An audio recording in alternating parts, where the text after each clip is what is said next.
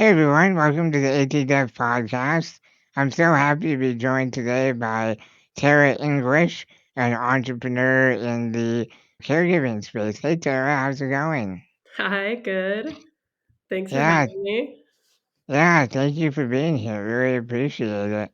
We have known each other for quite a while, but Mm. it'd be really awesome if you could just introduce yourself and talk a little bit about, your journey and what led you to start Givers Health. Yeah, both professional and personal reasons. So I've been in healthcare for most of my career. I was at Kaiser Permanente for 8 years in technology, strategy, partnerships, operations, a lot of different roles. And a big part of that role was in moving care from facilities to the home. And in that work, a lot of times I was noticing that when I would call patients to see how things were going, most of the time they were handing me off to somebody else who was actually making sure everything was working, whether it was Mm. most of the time it was a family member, sometimes it was a paid home care worker. And so I just noticed that that healthcare was moving a lot to the home, but wasn't really investing in the infrastructure there. So from a very practical standpoint, I saw that it was going to be necessary for both for the future of where healthcare was going. And then personally, like many people, caregiving is very common. I've actually been a care recipient in my life too at one point, but I was a caregiver for my dad as really between the ages of 10 and 18. Mm. He had heart failure, he'd had multiple heart surgeries, and my parents were divorced. So I lived alone with him for about half the year. And the whole reason I got into healthcare was that experience. I had some of my fondest memories were with him in facilities or at home. And I would say, like, still to this day, like, my biggest life regret is honestly just not knowing more about how to support him appropriately. If I had known what I know now, like, I think he would have had a much better quality of life. I think he would have lived longer, and we would have had we had a great relationship, but I think it would have been even richer. And Mm. so, yeah, so Givers Health, we do a lot of support and training around family caregivers and paid home and community based care workers. And that to me really matters because, again, it would have helped me a lot Yeah, ago. yeah, that's a really powerful story, and I think touches on a theme that you know uh, people don't realize how important and widespread caregiving is until you or a loved one needs one, and then you realize, oh my God, all of a sudden this is such a natural and necessary part of the human existence, and it's like Mhm, it's everywhere. Everyone is either a caregiver or it needs a caregiver. mhm. Yep. Yeah, yeah, and so I think that's really cool how you have taken your lived experience and turned it into an endeavor. I think that's a common theme that in a lot of assistive technology or disability related startups is a lot of them are really born from personal need or personal Mhm. experience. Yeah. So what do you see as your mission for Givers Health, and what are some of the initiatives that you're currently working on? Yeah, in general, like, where I would like to get further along is I would like healthcare organizations, so that includes insurance companies, that includes hospitals and providers.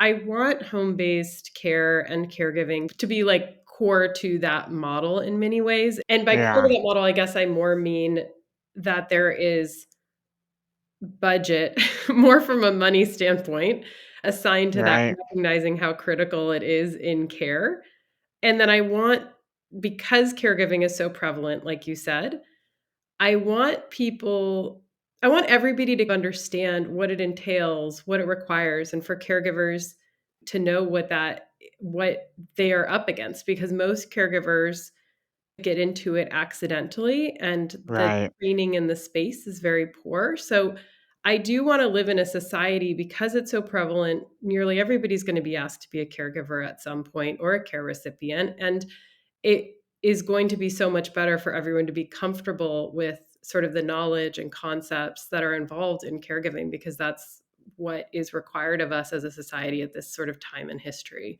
So Right. those are two objectives that I have when it Yeah, comes that's to health. those are great and definitely not small objectives. Yeah, yeah. I think it's an evolving space. And there are some organizations that have been in caregiving for decades and decades, a lot of community-based organizations, but there is a new set of startups and organizations like mine that have come into the space more recently as healthcare has been evolving in that way. And that's one of the things that really excites me about it, because when you're an early mover, you get to think about the standard that you want to set. So, Right. yeah. Yeah, I think that's really interesting, and I think that, yeah, caregiving, it is changing. When you look at what care was 50 years ago or Yeah. 30 years ago or even 10 years ago, I think that there there have been so many changes on so many different fronts. Certainly, how the money flows has Mhm. changed a lot. I think I've been on home and community-based services my whole life, basically, and there has been a lot of changes in how that money is distributed, both positively and negatively. Yeah, I think also technology has really changed a lot of things, and yeah, I think it is an exciting time to be in the, caregiving space because it is so dynamic. Mhm. Yeah, I agree. Yeah. How has technology how has that shaped your company's growth, and how do you see technology supporting caregivers?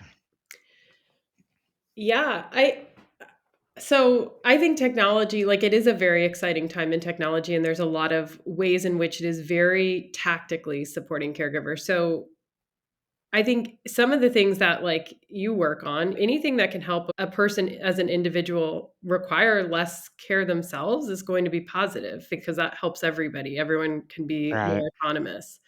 And then from a caregiver standpoint, if they are in a situation, if it's a family caregiver, there's usually a lot of burnout and a lot of sense that they don't really have time for themselves if it's a family caregiver, yeah, particularly the absolutely. population that I work with, which tends to be like older adult with cognitive disabilities. So that is an area in which there's a lot of family caregiver burnout, and being Mhm. able to just leave the house and do their own thing and feel like the person at home is has there's like ambient checking to make sure that they're doing okay, and or different types of engaging tools that they can work with while they're gone. Those are all things that provide a little bit of respite. And so in my Right, particular space, that's really important.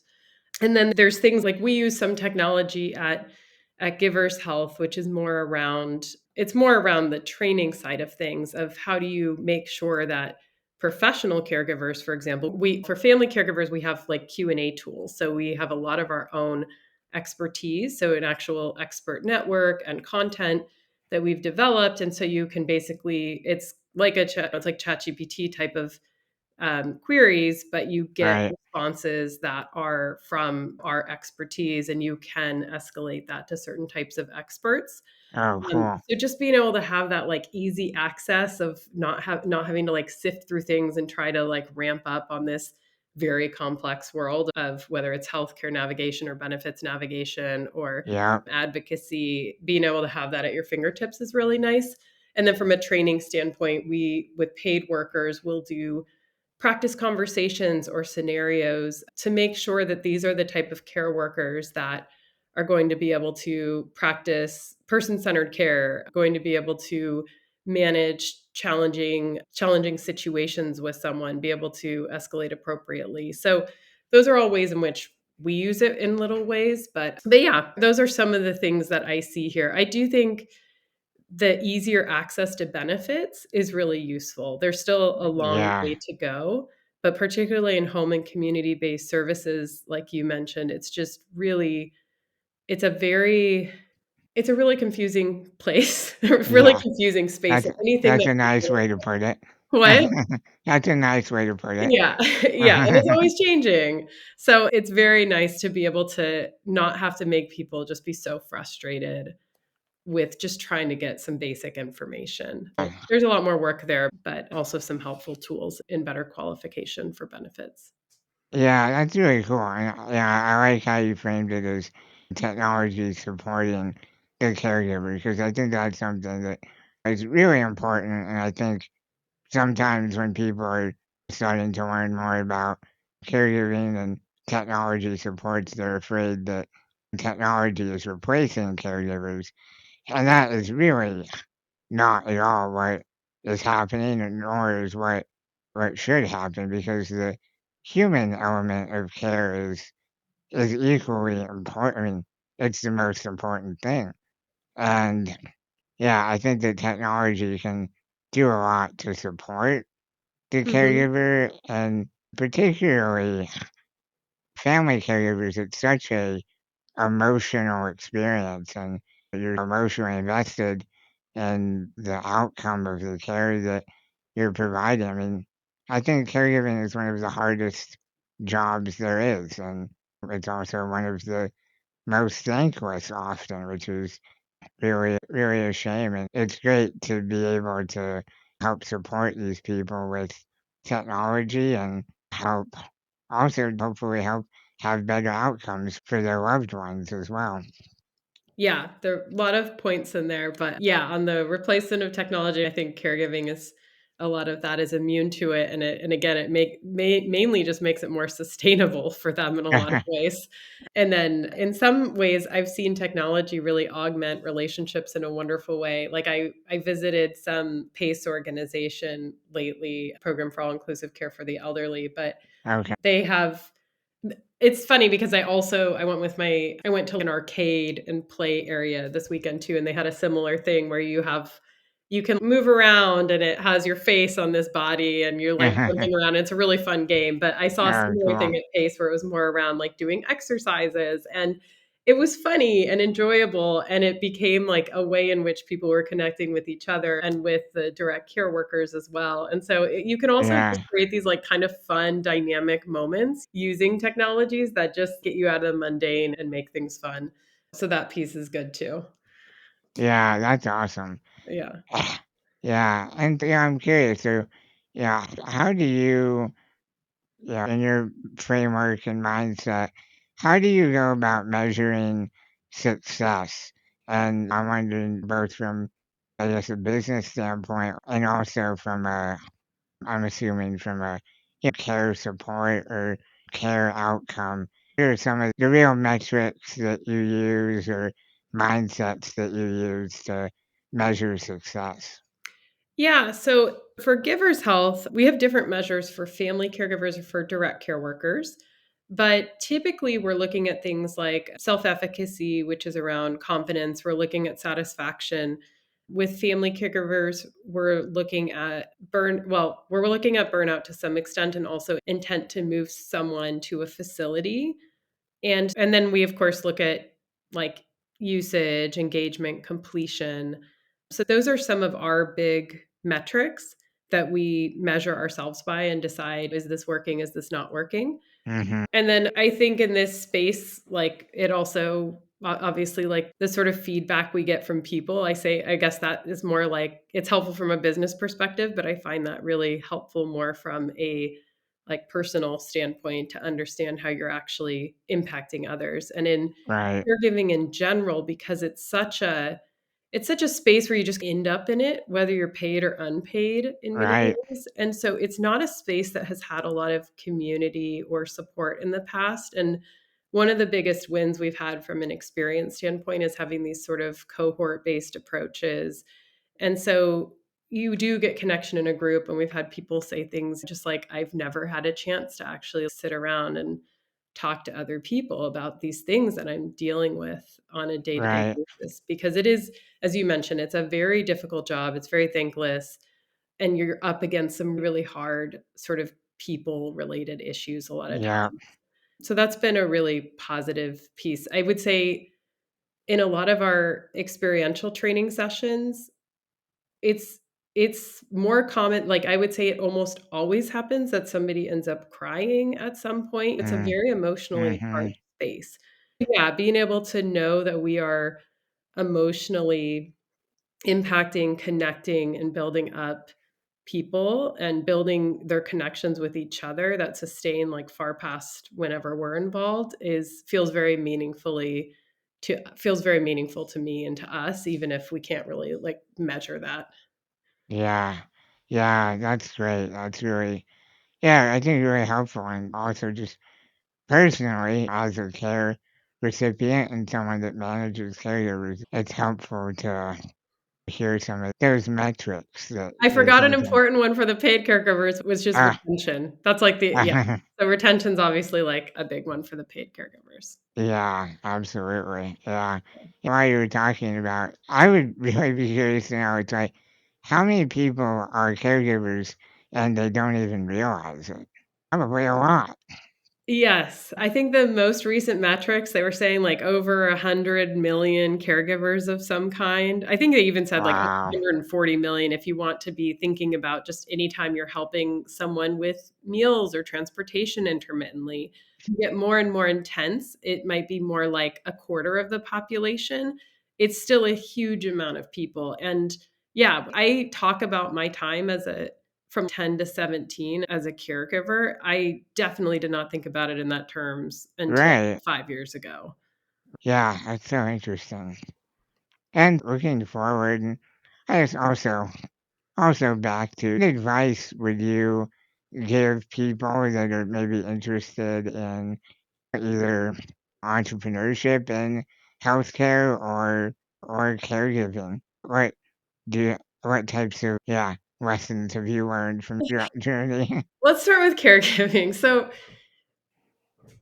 if you are want to be an entrepreneur in caregiving, I would say if you're after it for it being this, like, rare lucrative business opportunity, that's probably not the case in caregiving right now. So, Mhm. you should probably look to broader health tech and find some lucrative, like, revenue building technology or Yeah, something if that's what some you're sort of after. SaaS.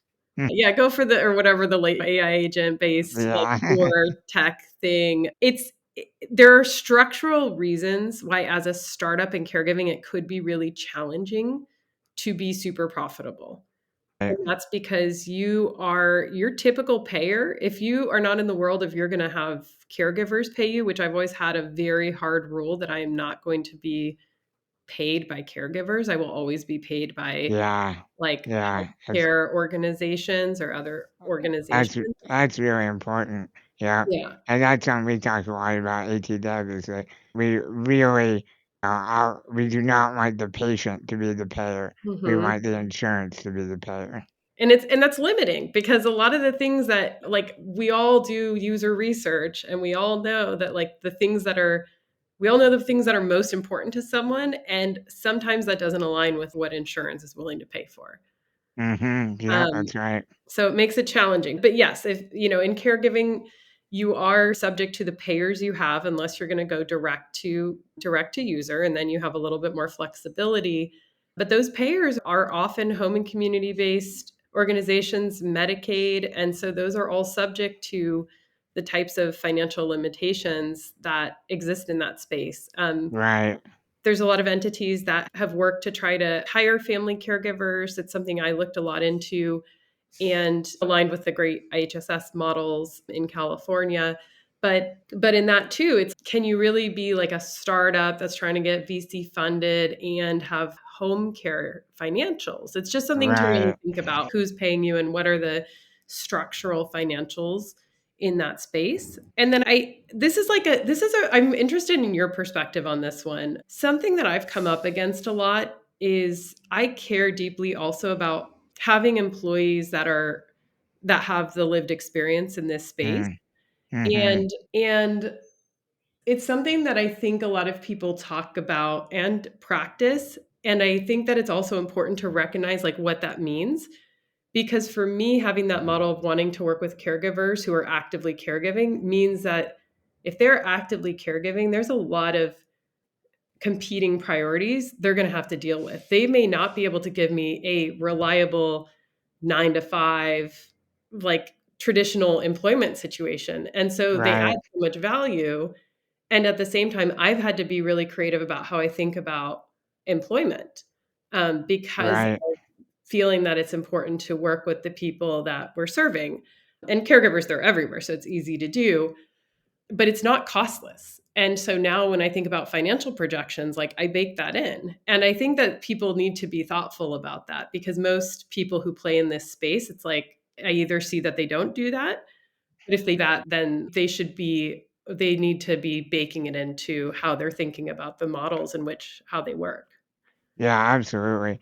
Yeah, I think it's absolutely vital that end users are as involved as possible with the Mhm. decisions and technology. And I think it's something that, yeah, most companies, even in assistive technology, don't do. It's very much just, yeah, making decisions without people. But I think that's changing. And I Mhm. think that people are realizing that it actually makes for a better product when the people that are using it are involved. Go figure. I think that last one here is like in caregiving specifically, this is a space where community-based organizations and advocacy organizations have been here for decades. And it's a space where I think there's a lot of benefit of working with those entities. There's a lot of collaboration and there's a lot of complementarity. And in all of the products, I have these complementary relationships with those entities. So I think that's really important in the caregiving or really any home and community based service space. You want to work within the ecosystem. Yeah, absolutely. Yeah, a lot of truth bombs there. I love that. Thank you so much for your time today, Tara. And if people want to reach out to you or learn more about Givers Health, where can they go to learn more? We have a website, or they can reach out to me. So the website is givershealth.com. And then I'm at Tara, Tara, at givershealth.com. So always happy to talk to people in the space. Awesome.